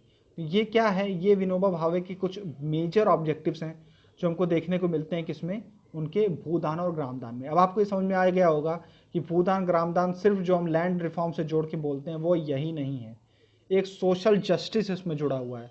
ठीक है, सामाजिक न्याय, तो इसकी भावना थी इसके अंदर, एक ह्यूमैनिज्म की भावना थी, यूनिवर्सलिज्म की भावना थी, एक ह्यूमन को जो उसकी नैतिक उत्थान की भावना थी। ये है विनोबा भावे जी का ग्रामदान और भूदान। इसलिए ये सवाल आपसे पूछा गया कि आप इतना डिटेल में उसका एनालिसिस करो। इवैल्यूएशन भी जब आप करेंगे तो इवैल्यूएशन जैसे इन जो ऑब्जेक्टिव्स थे उसके हिसाब से करिएगा, सिर्फ ये मत लिख दीजिएगा कि यार नहीं लैंड रिफॉर्म बढ़िया से हो नहीं पाया वो टाइप। ठीक है, आपको उस बारे में भी लिखना है कि उसके जो अदर ऑब्जेक्टिव्स थे उसमें वो उसने बड़ा अच्छा काम किया। ठीक है, तो it provided a non violent way for land reform as against violent method used in Telangana by communist. हुआ क्या कि जब आज़ादी मिलती है तो कम्युनिस्ट जो होते हैं वो तेलंगाना और इन सब एरियाज़ में, आंध्र प्रदेश के एरिया में, ये आर्म्ड रिवोल्ट कर देते हैं। जो ज़मीन जिनके पास ज़्यादा है तो उनके खिलाफ रिवोल्ट करते हैं और उनसे ज़मीन छीन ली जाती है। कई लोगों के साथ ऐसा हुआ, कई ज़मींदारों से मतलब बंदूक के बल पे ज़मीन छीनी गई थी। तो इस तरीके का आर्म्ड लैंड रिफॉर्म्स तरीके का कुछ हो रहा था तेलंगाना में। तो उसकी जगह पे विनोबा भावे ने इमीडिएटली क्या किया, इमीडिएटली उन्होंने कुछ इस तरीके का कार्यक्रम शुरू कर दिया जिसमें नॉन वायलेंट तरीके से लोग अपनी ज़मीनें दे रहे थे। ठीक है, तो एक अहिंसक तरीका प्रदान किया। दूसरा, इससे नेट सोन एरिया बढ़ा, हमारे कंट्री का एग्रीकल्चर बढ़ा, लोगों की पॉवर्टी खत्म हुई, ये सब तो आप जानते हैं। ठीक है, 1969 बाय 1969 तक भूदान हैड कलेक्टेड ओवर 4 मिलियन एकड़, पर 4 मिलियन एकड़ तक की ज़मीन इनको इस तरीके से मिल गई थी, 4 मिलियन एकड़, ठीक है, बहुत बड़ी राशि है। तो ये था भूदान के कुछ क्या अचीवमेंट्स, ठीक है। लेकिन मोस्ट ऑफ द, कुछ लोग क्रिटिसिज्म में ये कहते हैं कि जो मोस्ट ऑफ द पीपल थे जिन्होंने ज़मीन दी थी, वो सीलिंग, लैंड रिफॉर्म के अंदर सीलिंग एक्ट वगैरह उस समय आ चुकी थी कि आपके ऊपर एक सीलिंग चल रही थी कि आप मैक्सिमम इतना ही लैंड रख सकते हैं। कई सारी लैंड रिफॉर्म के अंदर स्टेट गवर्नमेंट ऐसे नियम ला रही थी, तो कुछ लोग कहते हैं कि उसके डर से लोग दे रहे थे ज़मीन, ना कि विनोबा भावे के कहने पे। हालांकि ये सिर्फ क्रिटिसिज्म है, ठीक है, ऐसा ज़रूरी नहीं है कि हर कोई ऐसा ही कर रहा था, ठीक है, क्योंकि हर कोई डर से 4 मिलियन एकड़ मिल चुके थे, ऐसा नहीं होगा। फिर ये एक क्रिटिसिज्म लिख सकते हैं कि बहुत दिन तक ये खेल चला नहीं, है ना, ये लिख सकते हो आप। तो इस तरीके से ये आप एक तरीके का इवैल्यूएशन कर सकते हो इस पूरे मूवमेंट का। तो ये रहा हमारा क्वेश्चन नंबर 2, भूदान और ग्रामदान, ठीक है। नेक्स्ट क्वेश्चन है रामकृष्ण परमहंस द्वारा जो स्थापित किया गया था आपका रामकृष्ण मिशन और मठ। मिशन की स्थापना तो वैसे स्वामी विवेकानंद जी ने की थी। तो मिशन, क्वेश्चन आपसे पूछता है कि give a critical account of Ramakrishna Mission with special reference to the role played by Swami Vivekananda. इस मिशन ने ऐसा क्या कार्य किया और जो इनकी फिलॉसफी थी, रामकृष्ण जी की फिलॉसफी थी, उसके बारे में आपसे सवाल जानना चाहता है। खासकर स्वामी विवेकानंद जी ने जो भी कंट्रीब्यूशन किया है उसके बारे में जानना चाहता है, ठीक है। कल हमने प्रबुद्ध भारत वगैरह पढ़ा था और उसके बाद आज ये सवाल पढ़ रहे हैं, तो बहुत ज़्यादा आप रिलेट कर सकते हो और एक ही जगह पे इसको लिखना ताकि विवेकानंद जी के बारे में आपको अच्छा खासा एक नॉलेज हो। देखिए एथिक्स में सवाल पूछ चुका है 2019 के मेंस में आपसे कि यूनिवर्सल रिलीजन क्या होता है। इस यूनिवर्सल रिलीजन क्या है, ये किसी एक किताब वगैरह में आपको नहीं मिलेगा, ये स्वामी विवेकानंद जी के द्वारा ही दिया गया है। इस तरीके का कुछ उनका आइडिया था, ठीक है। यूनिवर्सलिज्म की बात करते हैं, राजा राम मोहन राय भी यूनिवर्सलिज्म के बारे में बात करते हैं। तो ऐसे टुकड़े टुकड़े की इन्फॉर्मेशन जो होती है ना, वो आपको कुछ इस तरीके के out of the box question को सॉल्व करने में मदद करते हैं। तो मेरा कहने का मतलब ये है कि ज़रा ऐसे सवाल मिलें तो थोड़ा डिटेल में इनको समझा करिए, एक बार समझ लेंगे तो इससे रिलेटेड कुछ आइडिया आप लिख ले जाएंगे वहाँ पर, ठीक है। तो चलिए देखते हैं। आपको बैकग्राउंड पता है कि आपने स्पेक्ट्रम की किताब खोलनी है, अपनी स्पेक्ट्रम में आपने पढ़ा होगा सोशल रिफॉर्म मूवमेंट, एक चैप्टर है, सामाजिक और धार्मिक जो सुधार आंदोलन जो चल रहे थे भारत में, उनके बारे में ये सवाल है, ठीक है। इसके बारे में और भी हम पढ़ेंगे। हमारा उद्देश्य ये है कि सबके बारे में, आर्य समाज हो गया, स्वामी विवेकानंद जी हो गए इनके बारे में, ज्योतिराव फुले हो गए उनके बारे में, और भी जो भी क्या नाम है आपके दयानंद सरस्वती हो गए, इनके बारे में डिटेल में हम सबके बारे में एक एक बार पढ़ लेंगे कि क्वेश्चन के मदद से, तो आप इस तरीके के सवाल को इजीली हैंडल कर सकते हैं। और प्रीलिम्स में आपको ये ध्यान देना है कि देखिए अगर जैसे यहाँ पर रामकृष्ण मिशन की बात हो रही है, तो प्रीलिम्स में आपसे यूपीपीसीएस में सीधे पूछ सकता है कि किस सन में इसकी स्थापना की गई है, इसका हेडक्वार्टर कहाँ था। इस तरीके के सवाल ये लोग पूछते हैं प्रीलिम्स में, ठीक है। बहुत ज़्यादा डिटेल में या उनके उद्देश्यों के बारे में प्रीलिम्स में यूपीपीसीएस में नहीं पूछा जाता है। हाँ, यूपीएससी में सवाल बन सकता है कि आर्य समाज जो था या रामकृष्ण मिशन जो था, अब इनकी क्या जो मान्यताएं थी उसमें क्या डिफरेंसेस हैं, कौन इनमें से मूर्ति पूजा करता था, कौन नहीं करता था, ठीक है, कौन सिर्फ वेदों को सच मानता था, कौन था कि सारे धर्मों को सच मानता था। इस तरीके के सवाल यूपीएससी पूछता है, ठीक है। तो चलिए क्वेश्चन पढ़ते हैं हम कि Ramakrishna Paramahamsa chose the methods of yoga and bhakti to promote his cause of social reform movement. Ramakrishna Paramahamsa ने सामाजिक धार्मिक सुधारों के लिए किसको बढ़ावा दिया, योग और भक्ति का रास्ता चुनने को बोला। उन्होंने कहा कि योग और भक्ति, भक्ति के बारे में आपको समझ में आ रहा होगा कि एक कोई इष्ट देवता होंगे, उनकी पूजा करो, देव या देवी हो सकते हैं, उनकी पूजा के थ्रू हमको क्या मिल सकता है, निर्वाण मिल सकता है, शांति मिल सकती है और सल्वेशन मिल सकता है, ठीक है। तो ये उनका उद्देश्य रहा, उनके मार्ग क्या रहे, योग और भक्ति, ये आपको याद रखना है, ठीक है। पहला कीवर्ड ये हो गया। तो इनके उद्देश्य थे दो। रामकृष्ण परमहंस की बात हो रही है कि उन्होंने क्या कहा कि मेरी जिंदगी के दो उद्देश्य हैं।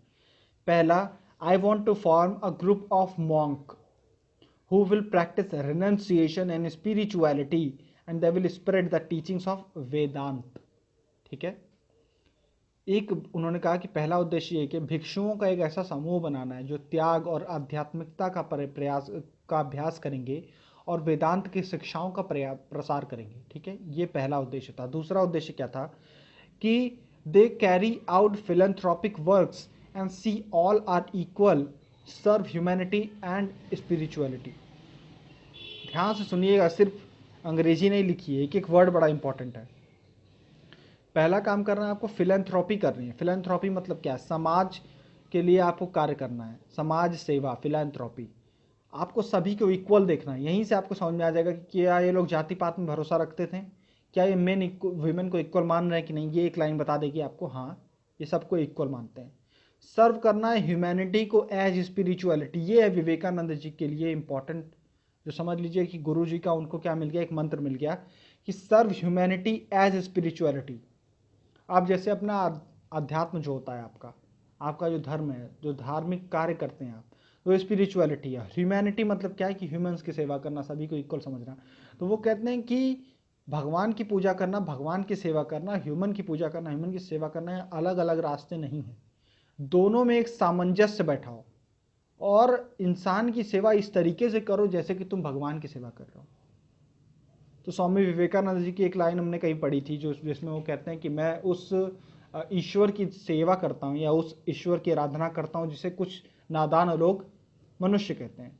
तो ये देख रहे हैं, इसी लाइन का वो है कि वो कहते हैं कि मैं उस ईश्वर की सेवा करता हूँ जिसे कुछ नादान इंसान कहते हैं। कि आप जिसे इंसान कह रहे हो, मैं उसी को देव मान करके उसी की सेवा करता हूँ। वो कहते हैं जीव की सेवा, जीव, जीव मतलब जीवित जो भी है, जीव की सेवा ही शिव की सेवा है। ये समझ रहे हैं आप कि स्पिरिचुअलिटी और ह्यूमैनिटी दोनों को एक साथ रखने की बात कौन करते हैं? रामकृष्ण परमहंस या विवेकानंद जी। ये है बेसिकली कुछ उनके आइडियाज। ठीक, आगे बढ़ते हैं हम। तो फर्स्ट ऑब्जेक्टिव जो था कि एक तरीके के संगठन बनाना है, कुछ उसमें भिक्षु रहेंगे। भिक्षु क्या क्या नाम, आध्यात्मिकता को फॉलो करेंगे और वेदांत का दर्शन जो है वो लोगों तक समझाएंगे। उसके कार्य करने के लिए रामकृष्ण मठ की स्थापना कर दी। किसने? रामकृष्ण परमहंस ने खुद ही। ठीक है, मैंने बोला था ना, दो उद्देश्य इनके। पहला तो यही था, तो पहला जो था उसको उद्देश्य को पूरा करने के लिए परमहंस ने अपने जीवन के टाइम पे ही उन्होंने एक रामकृष्ण मठ की स्थापना की।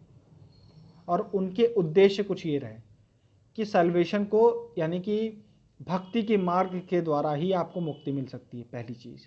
दूसरी चीज, fundamental oneness of all religion. इन्होंने कहा कि सभी धर्म जो हैं वो लगभग एक जैसे हैं, सब रास्ते अलग हैं, सबकी मंजिल एक है। सब घूम फिर के हिंदू मुस्लिम सिख ईसाई अलग अलग रास्ते के थ्रू जा रहे हैं भगवान के पास। नाम अलग अलग सबने रख दिए हैं, लेकिन सबका एक ही गॉड है। ठीक है, गॉड एक है, एक ही सुपर पावर है। तो वो कहते हैं, इसीलिए वो कहते हैं कि वननेस ऑफ ऑल रिलीजन। ये बहुत इंपॉर्टेंट है आपकी समझ के लिए, क्योंकि आर्य समाज के ऊपर सवाल आ जाता है, या दयानंद सरस्वती का आता है, या फिर उसके बाद आपको रामकृष्ण परमहंस के बारे में लिखना है, तो ब्रह्म समाज के बारे में अगर लिखना है, तो आपको अगर डिफरेंसेस नहीं क्लियर हैं तो आप नहीं लिख पाओगे। और याद करने के तरीके होने चाहिए। तरीका यही है कि जीव की सेवा शिव की सेवा है, तो वहाँ से आप अंदाज लगा लो कि ये सारे सबको इक्वल मानते थे। ह्यूमंस के लिए स्पिरिचुअलिज्म और रिलीजन के बीच में डिफरेंस नहीं करना है आपको। ठीक है, आपको भक्ति के मार्ग के थ्रू ही सल्वेशन मिल सकता है। As many faith as many ways to achieve salvation. कहता है मोक्ष प्राप्त करने के कई तरीके हैं, जिस प्रकार आस्था के कई रूप हैं, जो भी हमने बात की। फिर कहते हैं service of man is service of God. मनुष्य की सेवा ईश्वर की सेवा है। ठीक है, फिर आते हैं पिक्चर में कौन? डेथ होती है गुरु जी की, और आते हैं स्वामी विवेकानंद। स्वामी विवेकानंद रामकृष्ण मिशन की स्थापना करते हैं। देखिए, उन्होंने मठ की स्थापना की थी, ये मिशन की स्थापना करते हैं। और ईयर मैंने बोला इंपॉर्टेंट है यूपीपीसीएस प्रीलिम्स के लिए 1897।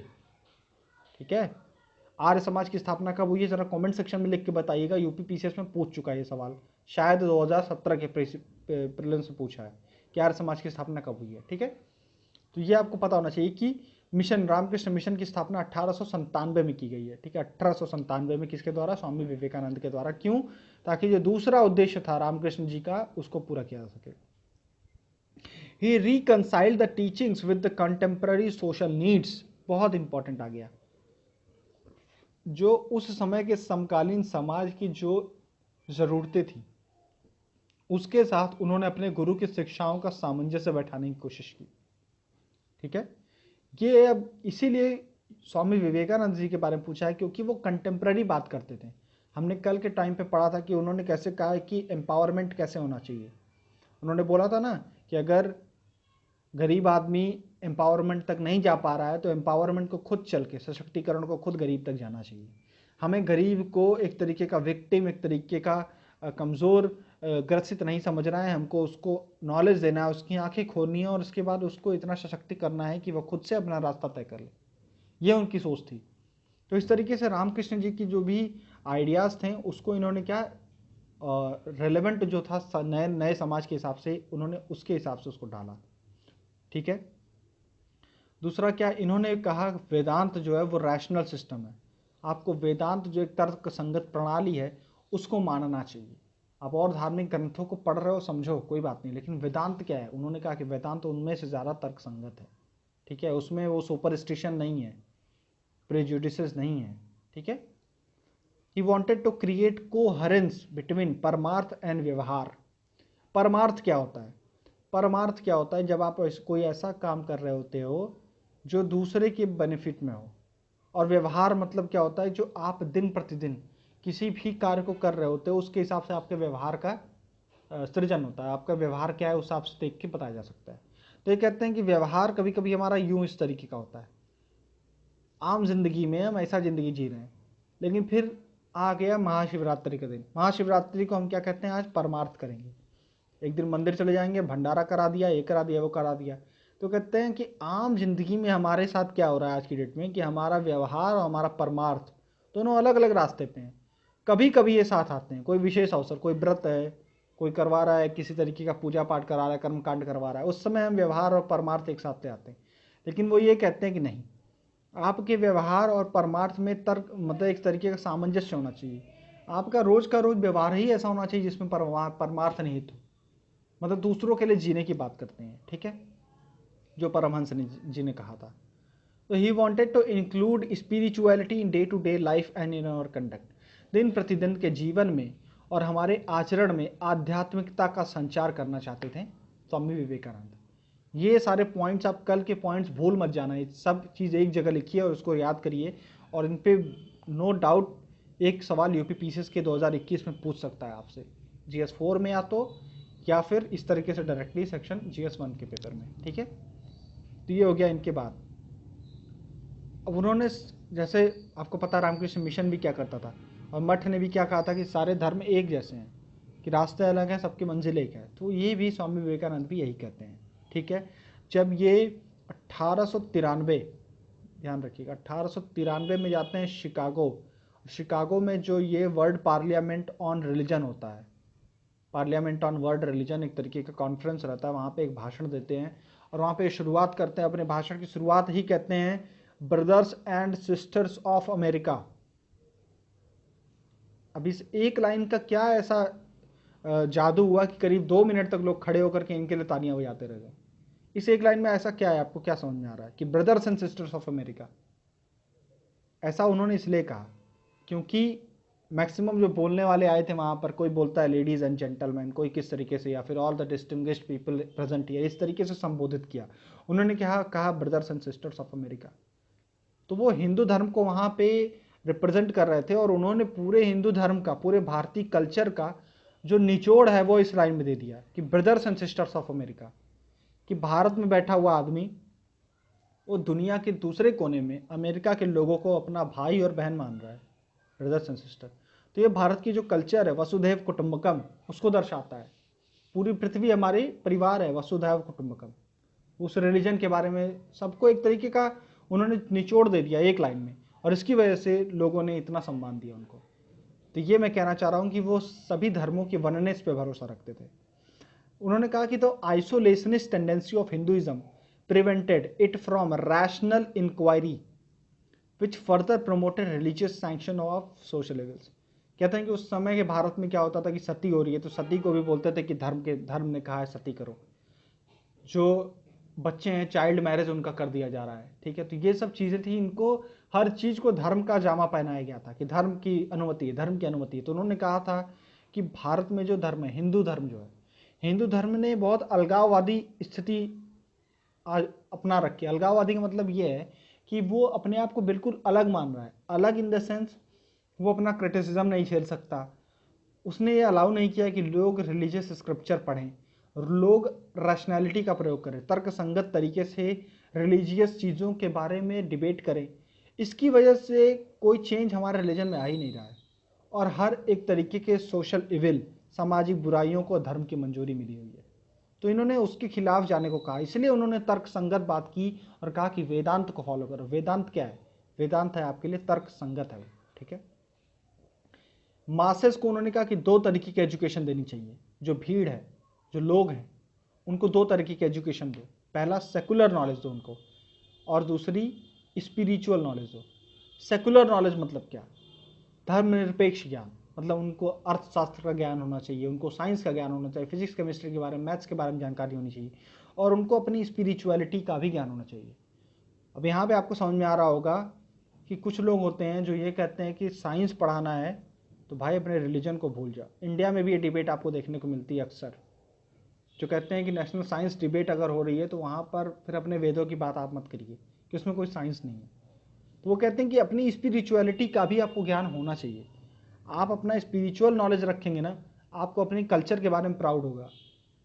तो ये उस समय के भारत में लैकिंग था, उस समय के भारत में ये चीज़ नहीं थी। उस समय के भारत में हमें अपने कल्चर के बारे में ज्ञान नहीं था, हमें नहीं पता था कि हमारी संस्कृति कितनी अच्छी रही है, और उसी का फ़ायदा उठा करके अंग्रेज हमें हर एक कदम पे याद दिलवाते थे कि वो सुपीरियर है, हम इन्फीरियर हैं, हम अपने ऊपर अपना राज्य नहीं कर सकते, अपना देश नहीं चला सकते। और वो अंग्रेज़ वहाँ से आकर के हमें सिखाएंगे 200 साल तक कि हम किस तरीके से अपने आप को रूल करना सीखें, ठीक है। ये था पूरा सिस्टम। तो इन्होंने कहा इसलिए दो तरीके की एजुकेशन दो, एक तो उन्हें स्पिरिचुअल नॉलेज दो, दूसरा सेकुलर नॉलेज दो, ताकि वो दोनों का संगम जब मिलेगा तो वो एक बहुत अच्छा एक इम्पैक्ट पड़ेगा, ठीक है।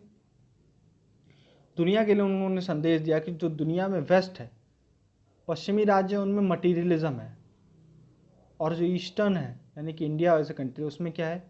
स्पिरिचुअलिज्म, अध्यात्म है। तो कहते हैं कि पश्चिम के भौतिकवाद और पूर्व के आध्यात्म, इनका अगर सामंजस्य हो जाता है तो दुनिया में या दुनिया के लिए एक खुशी का स्रोत बन सकता है।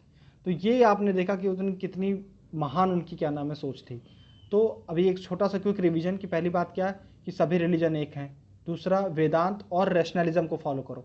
रैशनलिज्म यानी कि तर्क संगत बनो, तर्क संगत बनो, धर्मों की जो अंधविश्वास है उसको ख़त्म करो, खुद से सोचो कि धार्मिक प्रयोजनों का क्या उद्देश्य है, ठीक है। अपने व्यवहार और परमार्थ के बीच में जो डाइवर्जेंस है उसको ख़त्म करो, दोनों अलग नहीं, इनके बीच में एक सामंजस्य की ज़रूरत है, ठीक है। उसके बाद क्या कि उन्होंने दुनिया के लिए एक मैसेज दिया कि आपका अध्यात्म और उनका भौतिकवाद मिलेगा तो हम एक सोल्यूशन, एक खुशी की तरफ पढ़ सकते हैं। दो तरीके की नॉलेज देने की ज़रूरत है सबको, ठीक है। उसके बाद उन्होंने कहा कि जीव की सेवा ही शिव की सेवा है, जो हमने बात करी। प्रबुद्ध भारत, प्रबुद्ध भारत हमने कल पढ़ा हुआ है इसके बारे में, ठीक है, कि प्रबुद्ध भारत के तहत वो क्या कहना चाहते हैं कि वो नैतिक चेतना के बारे में बात करते थे कि जागृत भारत, वो जागृति हर क्षेत्र में आपको दिखानी है, आपको समाज के प्रति उत्तरदायी बनना है, आपको समाज के प्रति कुछ करना है। तो ये है जागृत भारत, प्रबुद्ध भारत। इस प्रकार अनलाइक आर्य समाज और अदर रिफॉर्मेटिव इंस्टीट्यूशंस, जैसे उस समय जो आर्य समाज था या अदर जो दूसरे की समाज सुधारवादी संस्थान थे, उनके विपरीत जो रामकृष्ण मठ था या मिशन था, ये ज़्यादा प्रोग्रेसिव था। जैसे वेदों की तरफ लौट चलो, दयानंद सरस्वती ने कहा वेदों की तरफ लौट चलो। वो कहीं ना कहीं शुद्धि मूवमेंट चलाते हैं कि जो लोग हिंदू से मुस्लिम बन गए वो फिर से हिंदू आ जाओ। तो इस तरीके के सिस्टम्स के खिलाफ जा करके फिर अगर आप मुस्लिम से हिंदू की तरफ जाना चाह रहे हो, करना चाह रहे हो, तो कहीं ना कहीं आप ये मान रहे हो कि हिंदू रिलीजन श्रेष्ठ है और रिलीजन नहीं। तो ये कहीं ना कहीं झलक मिलती है। हालांकि दयानंद सरस्वती ने डायरेक्टली इस तरीके को कहीं नहीं प्रोपोगेट किया, उन्होंने भी नेशनलिज्म की बात की, लेकिन उनकी सोच में जो शुद्धि मूवमेंट था, ये सोच कहीं ना कहीं कम्युनल दिखाती है। लेकिन यहाँ पर आपको क्या दिख रहा है? विवेकानंद या रामकृष्ण मिशन में क्या दिख रहा है? बहुत ही आप कह सकते हो कि प्रगतिशील एक तरीके का विजन था इनका। तो धर्म में तर्क संगतता दिखाते हैं, जो आज की डेट में भी भारत में मिसिंग है, कि आज भी भारत में इतने सारे सुपर स्टेशन चल रहे होते हैं। तो उस समय आदमी 1897 में एक मठ की स्थापना कर रहा है, मिशन की स्थापना कर रहा है, और उस समय इतनी प्रोग्रेसिव बात कर रहे हैं, ठीक है। तो इस तरीके से हमने स्वामी विवेकानंद और रामकृष्ण मिशन के बारे में डिटेल में पढ़ा। एक बार अगर आप स्पेक्ट्रम और वो चैप्टर पढ़ेंगे सोशल रिलीजियस रिफॉर्म मूवमेंट, तो आपको और ज़्यादा ये चीज़ें क्लियर हो जाएंगी, ठीक है। चलते हैं नेक्स्ट क्वेश्चन की तरफ। नेक्स्ट क्वेश्चन है, स्तूपा, विहार और chaitya are the architectural marvels associated with Buddhism. Discuss in brief their contrasting features. स्तूप, विहार और चैत्य बौद्ध धर्म से जुड़े वास्तु चमत्कार के नमूने हैं एक तरीके से। तो संक्षेप में इनकी जो विशेषताएं हैं उस पर आपको चर्चा करना और क्या डिफरेंसेस हैं ये आपको बताना है, ठीक है।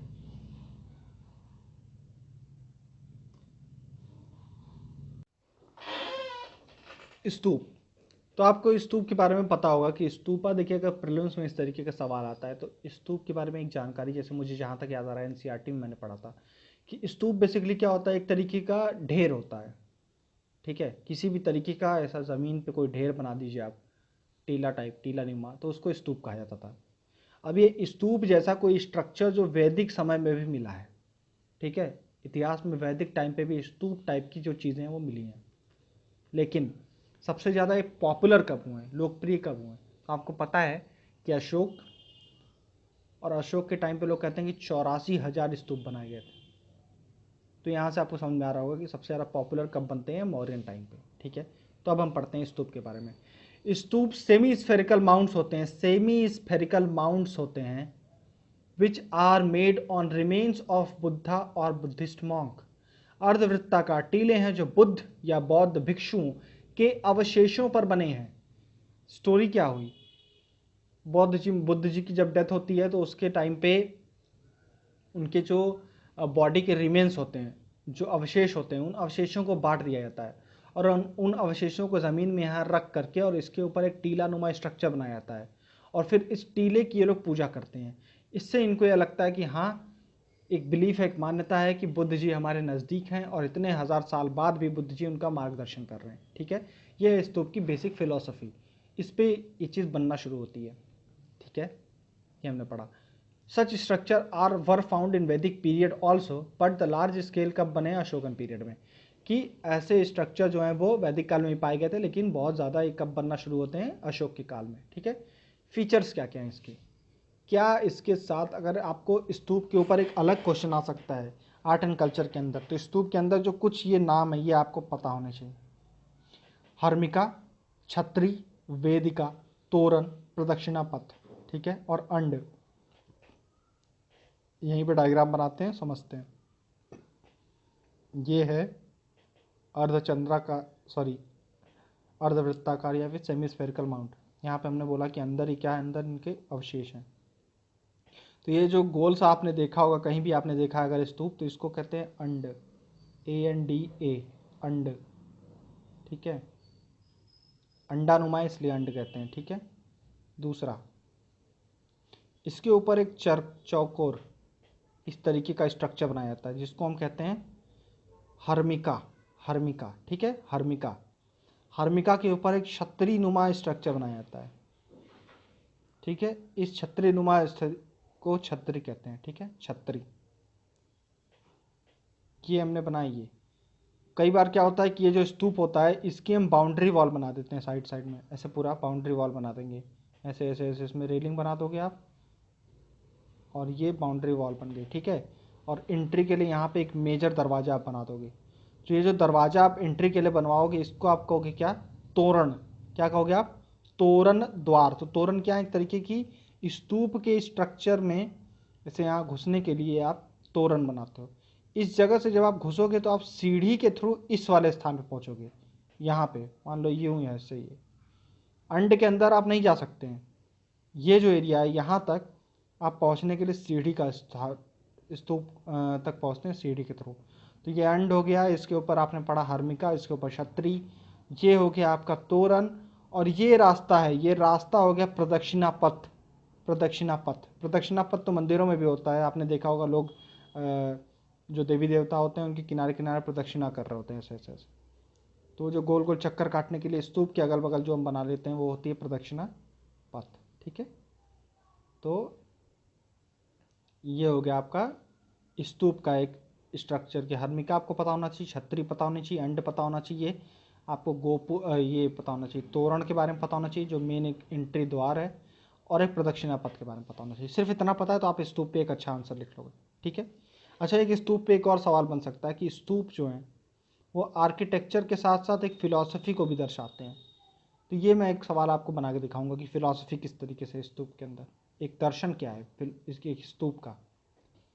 अच्छा, मैंने जो बताया ये तोरण, तोरण जो इस तरीके के दरवाजे होते थे, आप एक बार सांची स्तूप की फ़ोटो आज देख लीजिएगा गूगल करके। ये तोरण, तोरण के ऊपर छोटी छोटी जातक कहानियाँ लिखी होती हैं।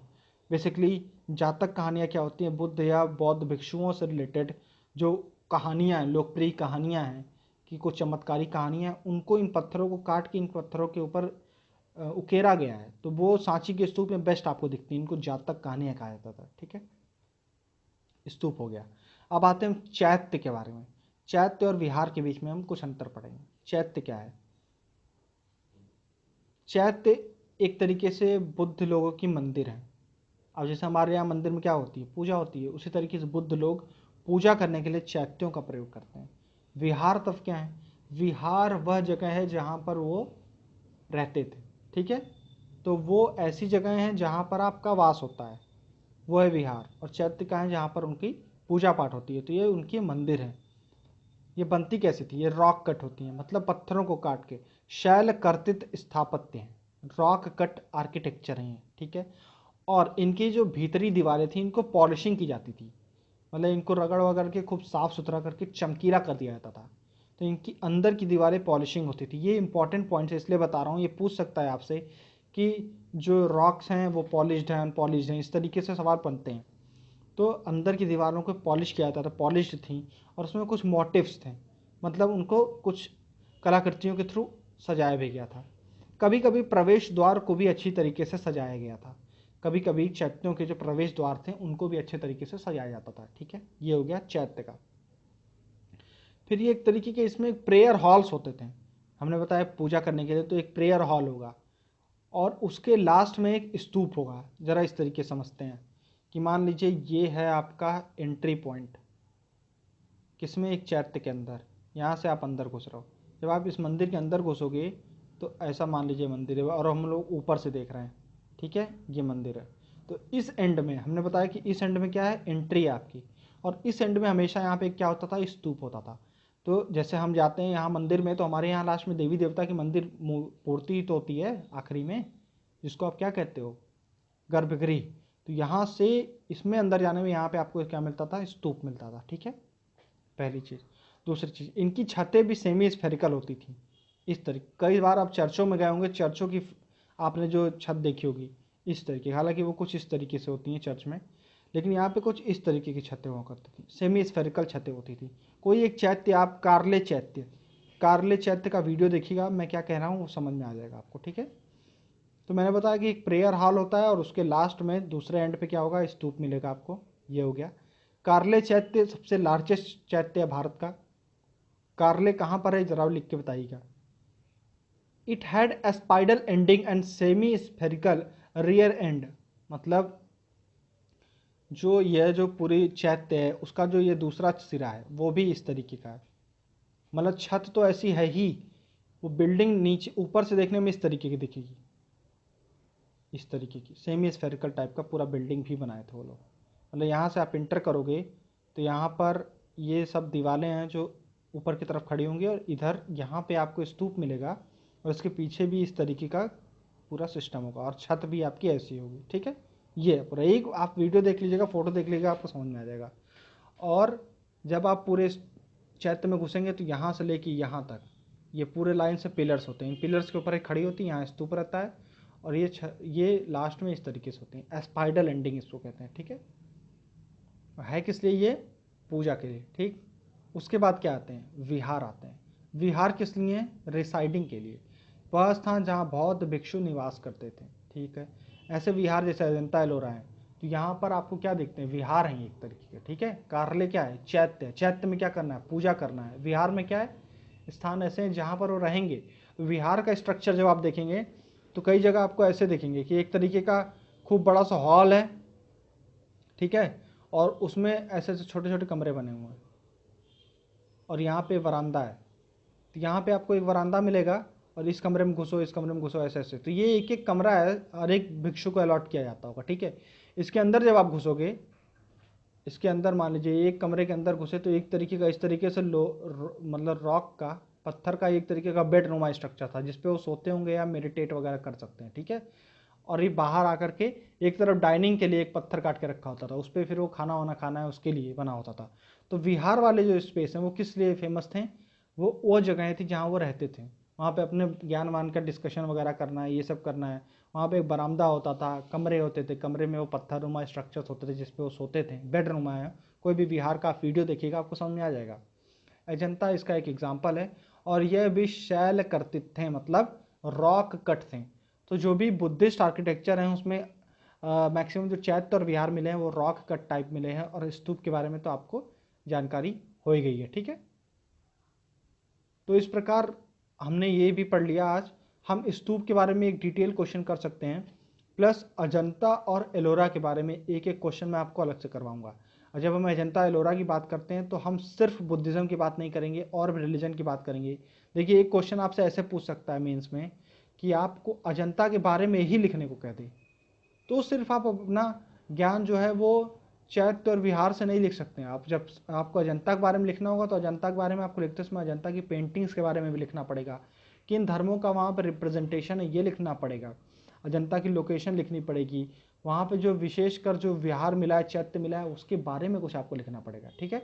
तो इस तरीके से हमको आगे बढ़ना है और हम डिटेल में आर्ट एंड कल्चर कर लेंगे। ओके, सो आज के लिए इतना ही। Thank you so much.